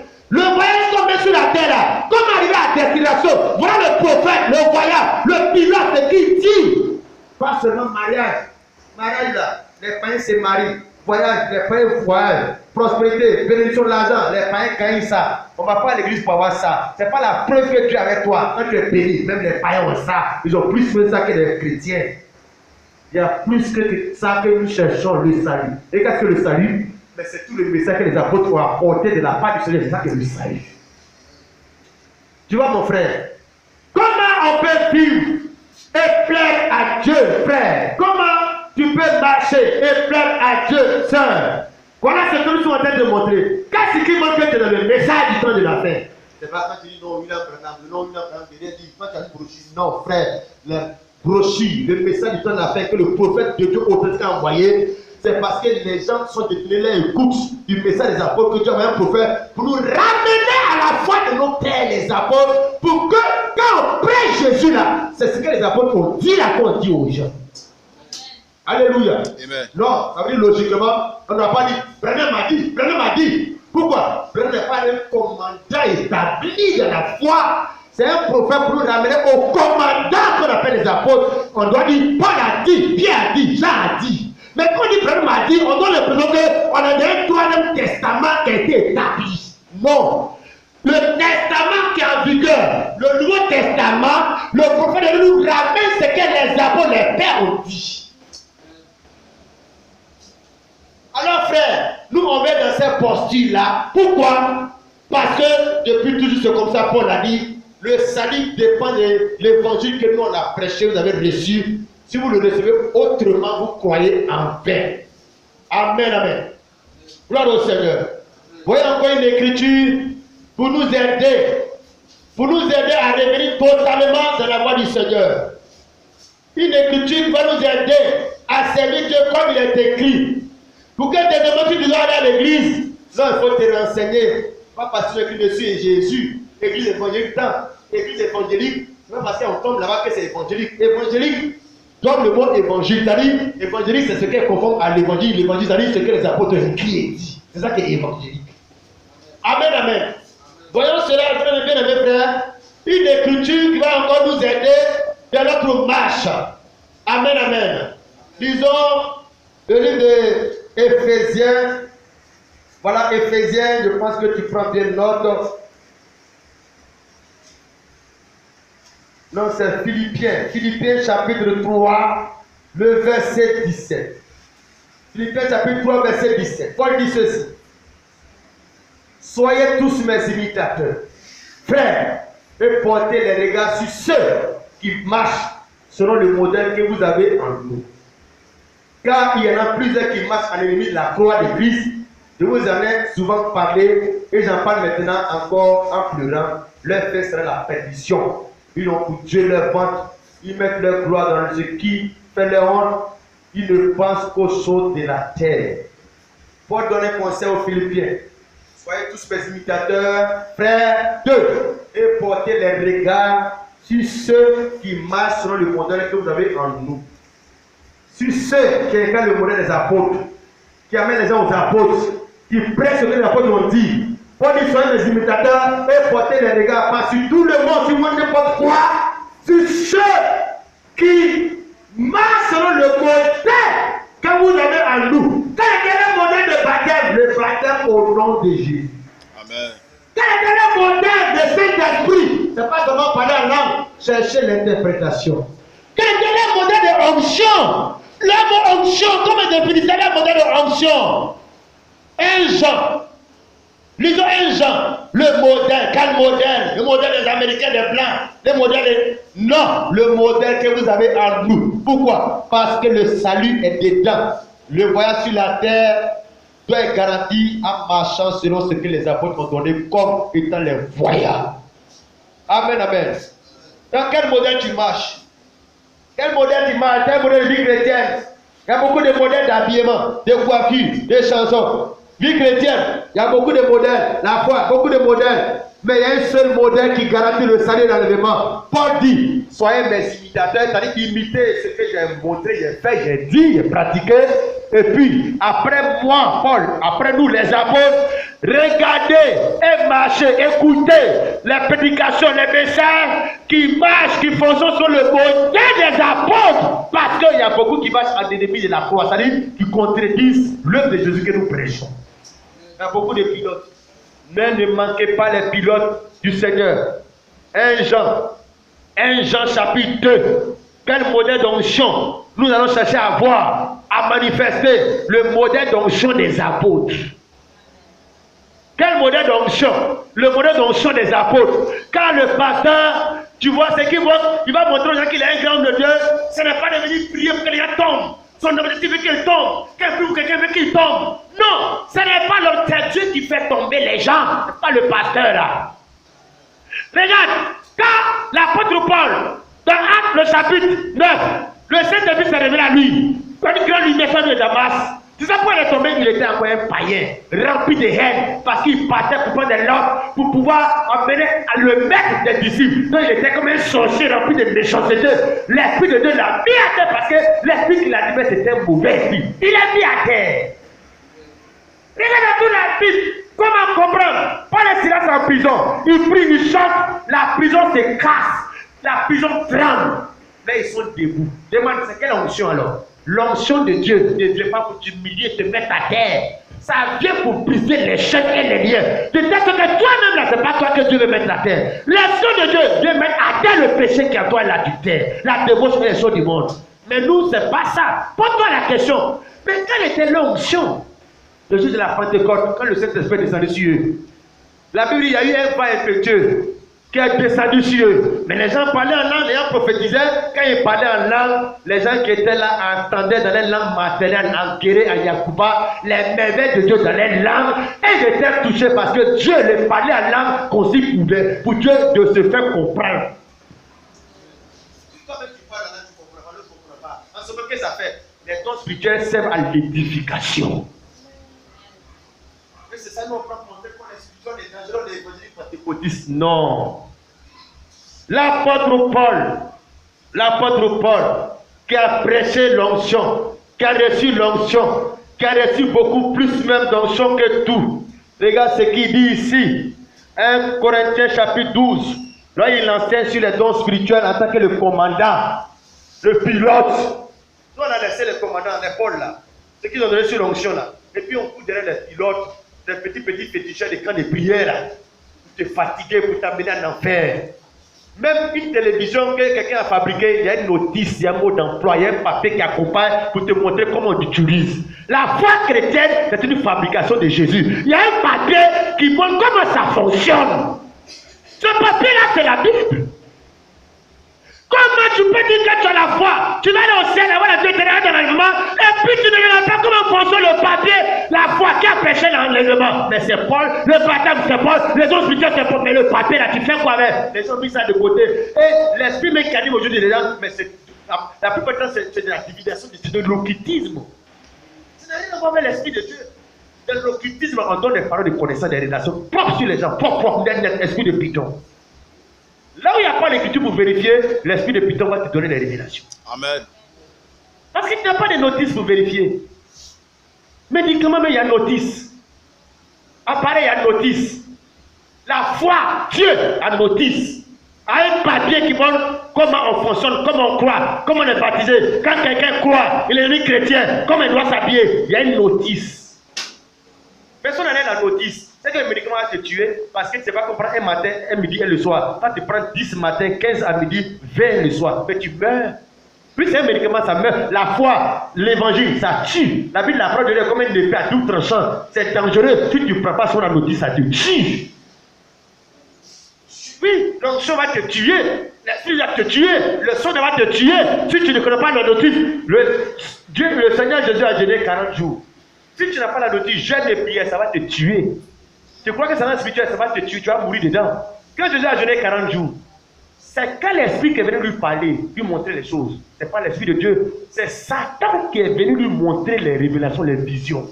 Dans jeûne, si tu n'as pas la notice, même jeûne, Satan va venir te montrer les visions, les sons. Tu as dit que comme je jeûne, c'est que tout ce que je vois, c'est Dieu qui me parle. Satan n'a pas fait de jeûne. Il n'a pas fait de tes prières multipliées. Qu'est-ce que tu as à l'église? La seule chose qui ne veut pas que tu saches, la notice des Écritures, ce qui est écrit. Que tu sois un jeûneur, une prieuse. Donc elles sont là, elles prient, elles jeûnent. Quand je prie, j'ai vu quelque chose. Il y a la voix qui m'a dit, mais quelle voix? Qu'est-ce que tu as vu? Mais Satan aussi montre les choses. C'est la notice qui fait que, comme Paul prêchait, la Bible dit les chrétiens de Béret, ils vérifiaient tout ce que Paul disait avec les Écritures était vrai. Parce qu'il y a une notice pour vérifier. C'est pas parce que tu t'appelles Paul, hein. C'est pas parce que tu t'appelles Paul, Pierre, Jean, Jacques. Nous, on s'en fout de ça. Si ce que tu dis n'est pas écrit, on ne croit pas. Paul a été soumis à la vérification des Écritures. C'est comme ça que tous les prophètes, même Frère Branham, tous les messagers, on doit les soumettre à l'épreuve de ce qui est écrit. Si ce n'est pas écrit, on laisse de côté et puis on croit ce qui est écrit. Amen, amen. 1 Corinthiens chapitre 12. Donc 1 Corinthiens chapitre 14. Paul dit ceci. Verset 12. De même, vous, puisque vous aspirez au don spirituel, que ce soit pour l'éducation de l'église, que vous cherchez à en posséder abondamment. C'est pourquoi que celui qui parle en langue prie pour avoir le don d'interpréter. C'est-à-dire que quand Dieu t'a fait grâce et puis tu as le don de parler en langue qui n'est pas donné aux autres, deuxième sujet de prière, ce n'est pas de courir pour aller parler devant les gens. Tu dois chercher à devenir une vie de prière pour avoir l'élément qui doit accompagner la langue de l'interprétation. À quoi ça sert si un Chinois vient nous parler ici de Jésus, bénédiction, mais si Dieu donne des révélations pour nous, il vient parler, et puis on ne comprend rien, on ne se comprend pas. Même si ça vient de Dieu, ça sert à rien. C'est zéro. Ni pour lui, ni pour nous, parce que le but de cette langue, même les langues naturelles, Guéré Yacouba, Dieu a voulu qu'on puisse comprendre. Si le Chinois vient, qu'est-ce qu'il va faire? Il va aller à l'ambassade, il va faire des recherches, des actions, des démarches pour chercher un interprète pour l'accompagner. Il va chercher un interprète pour l'accompagner. Quand il parle en chinois, l'interprète nous dit ça en français. Donc, quand il vient en Côte d'Ivoire, il cherche un interprète. Alors, Paul dit, quand tu as le don de langue, là, tu dois prier pour avoir l'interprétation. Tu dois aller chercher un interprète. Et tu dois prier pour que Dieu te donne l'interprétation. Ou bien toi-même, mais Dieu va donner à quelqu'un d'autre pour interpréter. Qui parle ici? Le commandant de bord de ce qu'on appelle parler en langue. Est-ce que tu as plus fort que cela?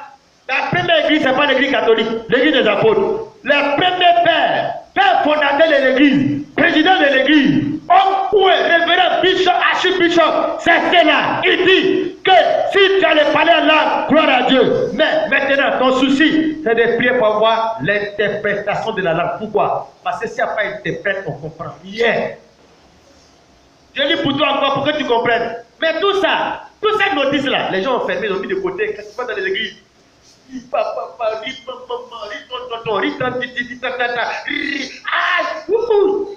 quand le but finit, tous ces beaucoup de langues là, on ne connaît même pas des mots de ce que Dieu a dit pour édifier les gens. Zéro. Mais les gens, ce jour, les dangereux. Ils sont dangereux. Ils sont forts. Elle va chanter un peu. C'est des chants bien.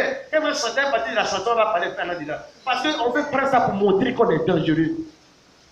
Si tu fais comme ça dans la chanson, tu parles à un moment donné. Donc le jour du concert, la partie là, tu dois chanter même chose en langue. Ah, mais c'est dans la chanson. Si on a fait karaoké, arrivé à la partie là, on doit parler en langue déjà parce que ça fait partie de la chanson. On ne sait même pas ce que ça veut dire la partie là. Mais on va essayer de donner ça, la séduction. C'est tout ça de la séduction. Ça séduit les gens. Et parler en langue, les révélations, ça séduit. Mon frère, les commandants qu'on appelle Paul, Jean-Jacques, les apôtres de Jésus, ils ont vu Jésus. Ils ont eu le Saint-Esprit avant toi, avant nous. Ils ont dit, quand tu as le parler en langue, tu dois prier pour avoir l'interprétation. Ça, c'est la notice. accompagne ton écran plasma, l'appareil. Si tu ne vois pas la notice que tu prends l'appareil, ça c'est gâté. Quand tu prends un portable, il y a la notice qui regarde. La notice de parler en langue là, voilà ça. Ce sont des chrétiens de Bible. Ils vont à l'église. On est à son nouveau fouet. Comme on est l'église, il fouet. Les pasteurs à l'église, va à l'église, va à l'église, va à l'église. Lui, il va à l'église. Parce qu'aller à l'église, c'est ça qui glorifie le Seigneur. Non, mon frère. Il ne suffit pas de monter dans un bateau. Il faut monter dans un bateau où le commandant s'appelle le voyant Paul. Là, tu es sûr de voyager. Heureusement que Paul était dans ce bateau-là.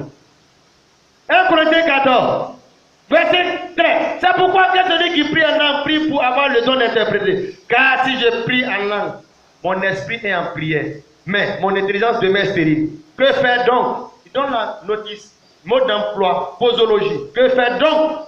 Non, on ne connaît pas, lui connaît, c'est le commandant du bateau.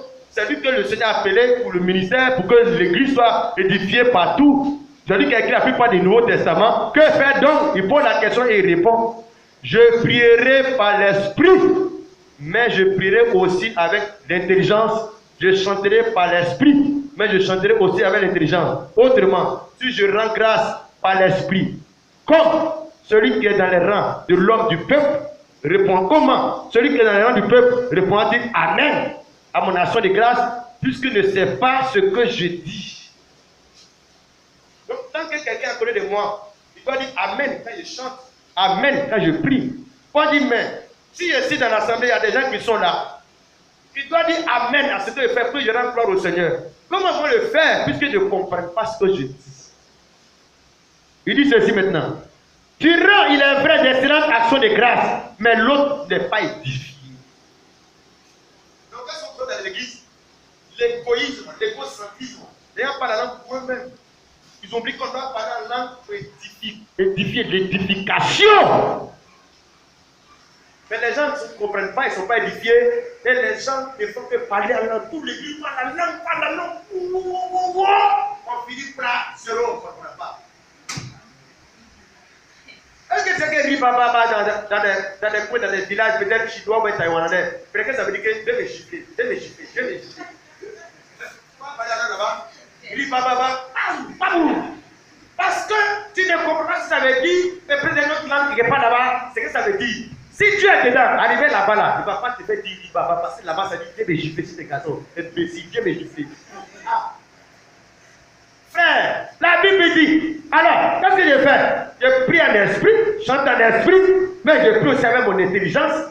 Pourquoi? La Bible dit ceci, parce que mon rôle, pasteur, prédicateur, même quand je chante, c'est d'édifier les autres. S'il n'est pas édifié, c'est que j'ai raté mon but.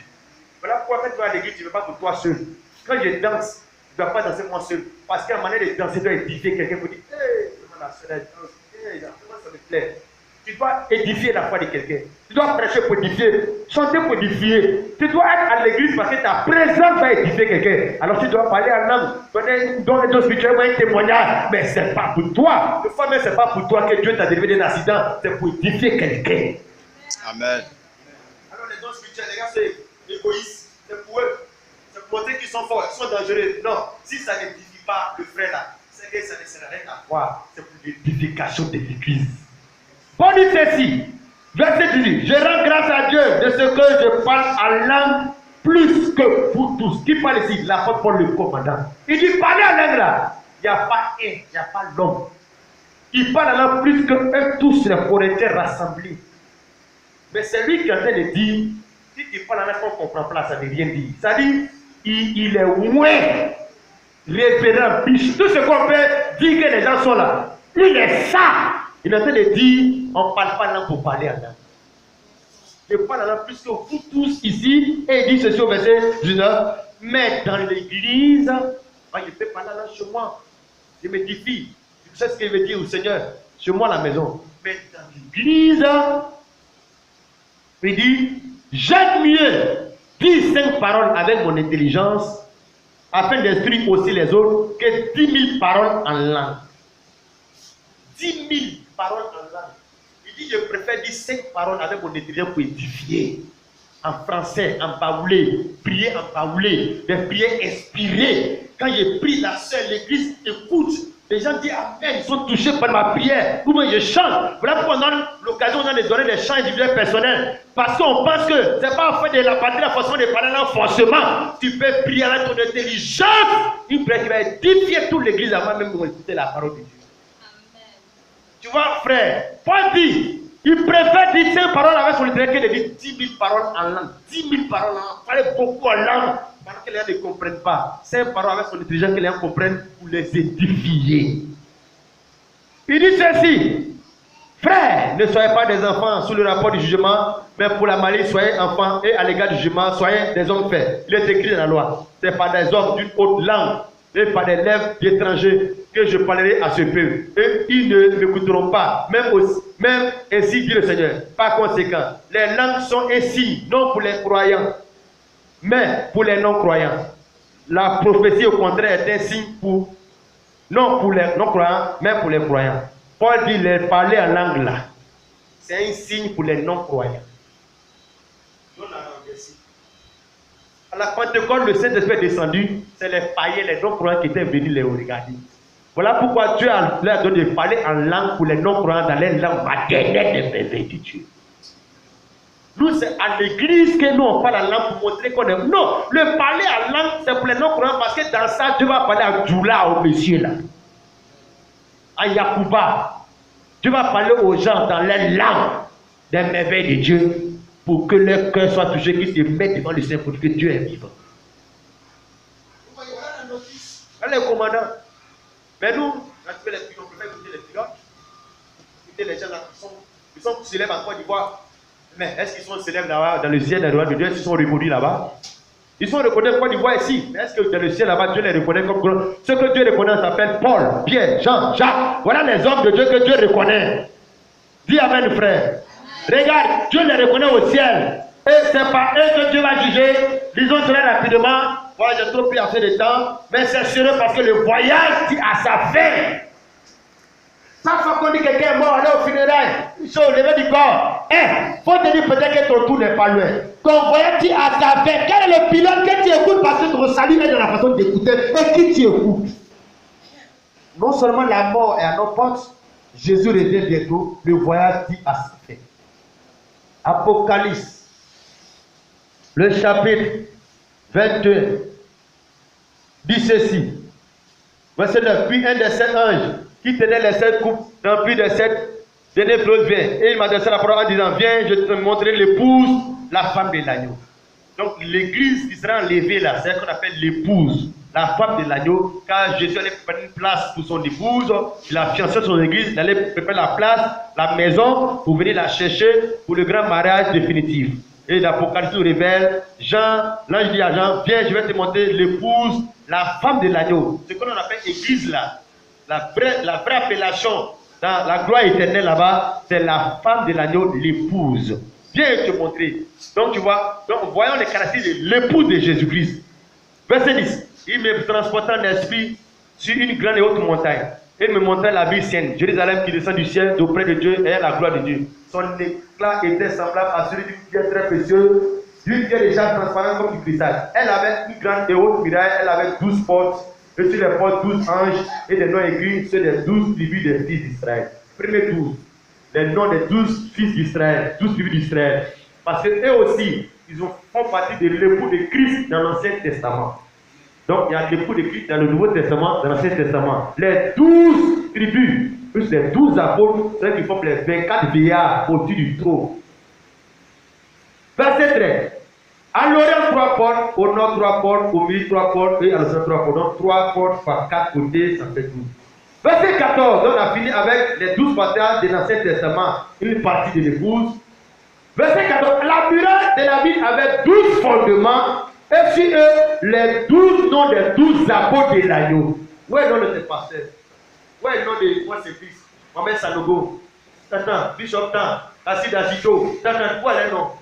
Parce que les 12 patriarches des enfants d'Israël dans l'Ancien Testament suivent Jacob, plus les 12 apôtres que Jésus a choisis, c'est là les 12 commandements de l'épouse, le peuple de Dieu dans les 2 alliances. Les noms est écrit sur les 12 fondements de la muraille. La muraille de la ville avait 12 fondements et sur les 12 noms Les noms des 12 apôtres de l'agneau, celui qui me parlait avait pour mesure, frère, là j'ai dit, viens, je te montrer l'épouse, la femme de l'agneau. Ça veut dire tous ceux qui vont avoir une foi, qui a pour modèle les prophètes et les apôtres, c'est eux qui vont constituer l'épouse de Jésus pour l'enlèvement. À part ça, ceux qui ont les pilotes, les révérends, les églises à part, ceux qui suivent à part en dehors des apôtres, ils passent à côté, leur navire va chavirer, noyade. Je termine maintenant le message d'aujourd'hui. Je pense que tu as compris. Voilà le salut. Voilà la vie éternelle. Voilà l'enlèvement. Voilà le message du temps de la fin. Voilà comment on prépare l'épouse pour l'enlèvement. Parce qu'Apocalypse montre ce que sera l'épouse. Donc déjà, tu as une idée, les caractéristiques de l'épouse, les noms qui doivent accompagner. Regarde ce que Paul dit à la fin de l'histoire. Il a dit la parole de Dieu aura-t-il raison. L'apôtre Paul dit ceci. Au verset 21, à 27. Au verset 21, on n'avait pas mangé de... Non. Verset 25, maintenant je vous exhorte. Donc, verset 21, on n'avait pas mangé depuis longtemps. Alors Paul, maintenant, au lieu de les dire, oh homme, il fallait m'écouter. Et ne pas partir de crainte afin d'éviter ce péril et ce demande. Il fallait m'écouter. Il ne fallait pas écouter ce pasteur-là, ce monsieur-là, ce pilote-là. Son nom n'est pas écrit sur la bureau de l'épouse de l'agneau d'Apocalypse. Non! Ce pasteur-là, lui doit t'amener à écouter ce que Paul a dit. Il est pasteur pour amener le cœur des gens vers ce que Paul et Pierre ont dit. Il n'emmène pas les gens à lui ce que lui veut. Voilà ce que le rôle d'un pasteur, d'un évangéliste, c'est de prêcher pour ramener le cœur des gens à ce que les pères fondateurs, parce que la Bible dit les noms étaient écrits sur les 12 fondements. Fondement donne fondateur, fondation. Donc les fondateurs, pères fondateurs, c'est les apôtres de Jésus-Christ. Paul dit ceci, verset 22. Maintenant, je vous exhorte à prendre courage, car aucun de vous ne périra, il n'aura de perte que celle du navire. Un ange du Dieu à qui j'appartiens et que je sais m'est apparu cette nuit. Il m'a dit, Paul, ne crains point, il faut que tu compares devant César. Et voici, Dieu t'a donné tous ceux qui naviguent avec toi. Pas contre toi, avec toi. Paul dit, un ange de Dieu à qui j'appartiens que je sais m'est apparu cette nuit a dit que les gens ne s'inquiètent pas. Pourquoi? Parce qu'ils ont la grâce que le commandant, le pilote de Dieu est dans les bateaux. Ça veut dire tous ceux qui naviguent avec l'apôtre Paul, le message des apôtres, oh mon frère, n'ont pas de crainte à se faire. Dieu est dans les bateaux pour le salut. Tous ceux qui naviguent en dehors des apôtres, qui croient le message, mais puis, allez, les apôtres, on s'en fout. Non! Tous ceux qui ont extrait les apôtres de leur navire, de leur foi, c'est fini pour eux. Leur navire, leur foi, ça va à la dérive. Paul dit aux gens là, prenez courage. Il dit au verset 22, maintenant je vous exhorte à prendre courage, car aucun de vous ne périra, aucun ne périra. Pourquoi? Parce qu'on a lu un Corinthiens tout à l'heure. Paul dit, l'évangile que je vous ai annoncé, que vous avez reçu, que vous avez cru, par lequel vous êtes sauvés. Paul a dit, dès le moment où je suis dans le bateau, en tant que prophète de Dieu, aucun de vous qui navigue avec moi ne périra. Tous ceux qui croient, parce que pourquoi il dit ça? Ils ont fini par l'évidence à voir qu'en suivant le pilote, se sont égarés. Donc ils ont accepté que Paul devrait faire le contrôle du bateau, la direction du navire. Et Paul est en train de dire tous ceux qui sont avec moi maintenant ici dans ce bateau, qui vont se soumettre à l'autorité établie par Dieu au travers de moi, personne ne va périr. Tu peux être rassuré si tu crois comme Paul a dit, Pierre a dit. Si tu crois comme cela, comme frère Branham est venu pour l'amener à ce qu'ils ont dit, tu peux être sûr que tu ne vas pas périr, tu ne vas pas perdre tout ce que tu es en train de faire, tu es sauvé. Si, parce que c'est par rapport pour les apôtres, on peut savoir que tu es sauvé. Le message prêché en dehors de ce que les apôtres ont prêché, ça ne sauve pas, frère. Le message en dehors de ce que les apôtres ont dit, ça ne sauve pas. Il n'y a pas de salut dedans. Paul dit ceci. Un ange du Dieu à qui j'appartiens et que je sais m'est apparu cette nuit et il m'a dit, Paul, ne crains point, il faut que tu comprennes devant César. Et voici, Dieu t'a donné tous ceux qui naviguent avec toi. Tous ceux qui sont dans ton bateau, dans ton moule, dans ta vision apostolique, baptême, habillement, qui ne croient pas que femme est devenue pasteur, tous ceux qui naviguent avec toi, il n'y a pas un qui va périr, tous seront sauvés. Tu vois, frère, Tu vas être sauvé. Je cherche à savoir, mais quel est le pilote qui te goûte dans la foi? Quand le salut en dépend. Alléluia. Jésus a dit dans Jean chapitre 17, verset 20, il dit, Père, je prie non pas vraiment pour ceux-là, mais pour tous ceux qui croiront en moi par leur parole. Ce matin, je vais te amener à être averti par ce message. Nous allons tous mourir. Mais la vie éternelle, le salut, la promesse de l'enlèvement est réservée à tous ceux qui naviguent avec Paul et qui meurent dans cette navigation. Tous ceux qui sont en contradiction, en conflit avec ce que ces commandants de la foi ont enseigné, ils sont à la dérive. Et à partir de ce jour-là, les bateaux à des pilotes, Paul est devenu le commandant, le pilote, le patron du navire. Les gens se sont soumis à ce que Paul disait parce qu'il était le prophète, le voyant. Aujourd'hui, voilà comment on appelle aller à l'église. Aller à l'église, c'est pour aller écouter les paroles apostoliques parce que Dieu a donné ces hommes-là pour nous conduire vers la destination, l'éternité, parce que c'est eux qui sont les caractéristiques qui forment l'épouse, la femme de l'agneau. Jésus revient bientôt pour l'enlèvement, il ne vient pas pour enlever tout le monde. Il vient pour enlever tous ceux qui ont cru, qui ont reçu l'évangile, que Jésus a prêché par la voix des apôtres, parce que ce que les apôtres ont dit, c'était la voix du Seigneur. La Bible dit, Matthieu chapitre 4, verset 4, l'homme ne vivra pas seulement de pain, mais de toutes les paroles qui sont la bouche de Dieu. Mais la bouche de Dieu, c'est qui? C'est ce que les apôtres ont dit là, c'est ça qui est la bouche de Dieu. Paul était la bouche de Dieu. Pierre était la bouche de Dieu. Les fils d'Israël, c'était la bouche de Dieu. Les apôtres sont la bouche de Dieu par lesquels nous pouvons connaître la volonté du Seigneur. Les autres pasteurs, les autres ministères ne font que ramener le cœur des gens à ce que les apôtres ont dit, étant la bouche de Dieu. Que le nom du Seigneur soit béni. Au nom de Jésus-Christ, acclamons le Seigneur. Nous allons nous bénir debout et prier le Seigneur, Père. Heureusement que Paul était dans un bateau aussi, Paul n'était pas là. Tu vois, heureusement que tu peux entendre aussi la voix apostolique, ce qui peut te ramener à la foi des apôtres, ce que les apôtres ont enseigné et dit. Si on enlève ça dans toi, on enlève ça dans tes habitudes, c'est fini pour toi. Tu es en train de voyager pour aller à la dérive, le vent impétueux, la grande tribulation arrive, l'Antichrist arrive bientôt. Jésus-Christ arrive, il y a le Christ qui revient bientôt, mais l'Antichrist aussi vient bientôt. Quand Christ vient en même temps lever le coude, l'Antichrist aussi rentre en scène. Donc c'est ces vents impétueux dans l'avenir qui arrivent là, qui fait que mon frère, il faut que tu écoutes maintenant.